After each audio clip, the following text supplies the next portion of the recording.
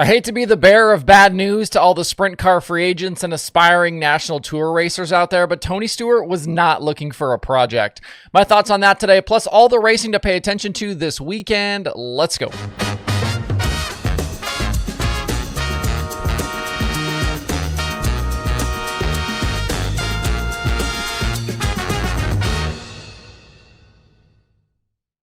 It's Thursday, September 18th. I'm Justin Fiedler. This is DIRTRACKR Daily presented by Kubota Genuine Parts. It's a big weekend of racing over on Arrowvision, and they are once again offering up their streams free to watch. Action is headlined by the Cotton Pickin' for the Comp Cam's Super Dirt Series at Magnolia Motor Speedway. Friday is qualifying and heat races, and Saturday will feature B-mains and the $20,000 to win main event. You'll get all the series regulars, including Billy Moyer, Morgan Bagley, BJ Robinson, and Eli Ross, but other big names are making the trip. That includes defending race winner Ethan Dodson, Kay Dillard's going to be there, Peyton Freeman, and Jimmy Owens, among others. Just a handful of races remain on the Comp Cam schedule this season, so don't miss out. Also live on Arrowvision is racing from Arrowhead Speedway on Saturday night. They've got B-Mod Bedlam for $5,000 to win, plus local divisions and the All-American Modified Series. Both of these events will be live at www.arrowvision.live, plus their Android app and the Arrowvision YouTube channel.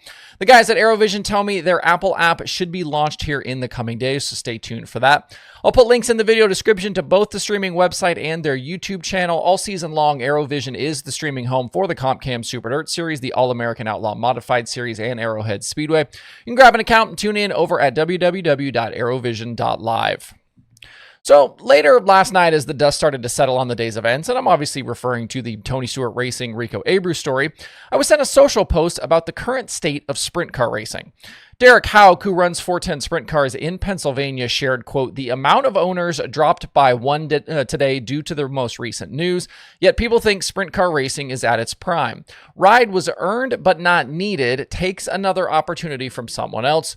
Who pays attention? What other owner-driver changes took away from a filler," unquote. And I want to dig into this today and react to the sentiment here because I see Houck's point, but I obviously don't agree with it. It's true that for 2026, we're effectively losing a top-tier sprint car team.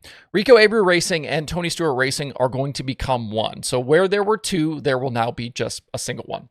On the Rico side, though, he was never going to hire another driver. The team is his team. It's built around him. It's called Rico Abreu Racing, and it works because of him.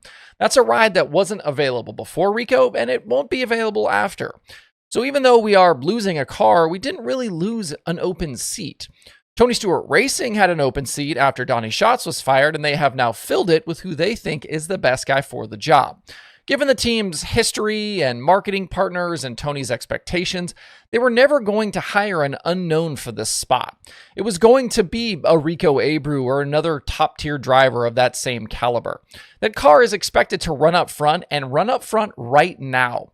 This car and team has won everything there is to win in sprint car racing, and Donnie Schatz not winning races this season and being 6th in Outlaw points was not good enough for him to keep this job.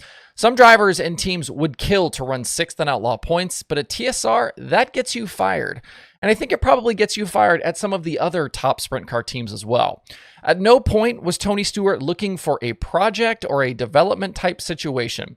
Poor finishes, inconsistency, and potentially crash race cars as a young or inexperienced driver tries to figure it out on a national tour was never on TSR's radar.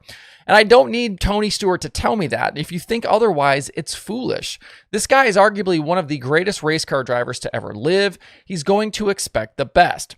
And if you want an example of that, go back to Schatz joining TSR back in 2008.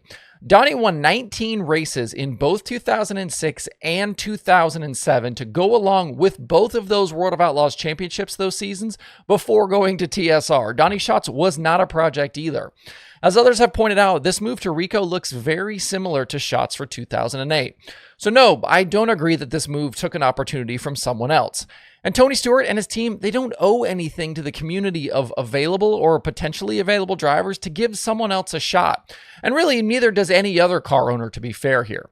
There are definitely talented drivers at lower levels who haven't gotten a shot yet, and there's guys who are going to develop in the future. But if you want a spot like the TSR seat, you've got to be at the top of the sprint car game.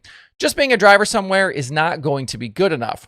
And I hate to be the one to spoil some dreams, but if you aren't winning at the level you race at, you're going to be hard-pressed to get phone calls from big-time owners. As Brad Pitt says in Moneyball, if he's a good hitter, then why doesn't he hit good? Or if you want to translate that into dirt racing, if he's a winner, then why doesn't he win?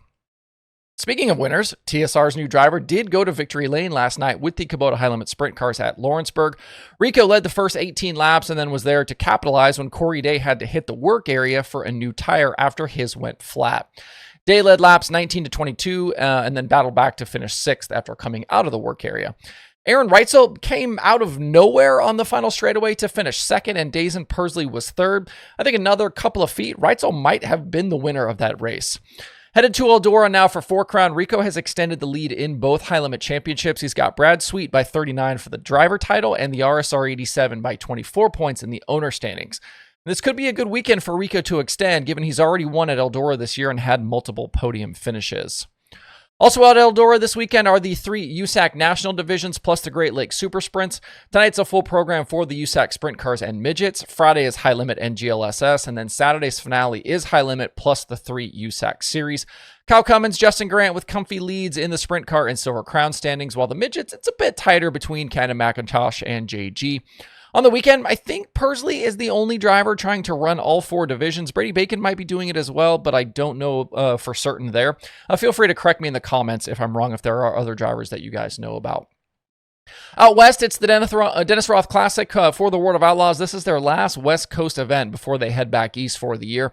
The Tulare Thunderbolt hosts both nights. Saturday is $83,000 to win. Pretty cool trophy there, too, with the cattle head on it, the cattle skull. I would expect a solid field this weekend. Carson Macedo, the defending winner.